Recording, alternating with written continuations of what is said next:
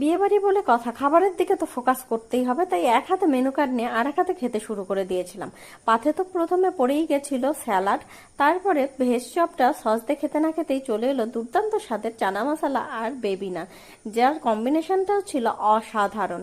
এরপরে চলে এলো বাসন্তী পোলাও আর চিকেন দো পেঁয়াজা। এটা যে খেতে দুর্দান্ত ছিল তোমাদের কি আর বলবো, প্রত্যেকটা রান্নাই দারুণ টেস্টি হয়েছিল।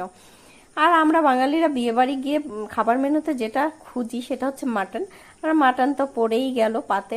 মাটনটা বেশ ধীরে ধীরে খেয়েছিলাম। এখানে তো আমাকে হাড়ও চাবাতে হবে বাবা, শুধু খেলে তো হবে না, আমার হাড় না চাবালে আর কি শান্তি হয় না।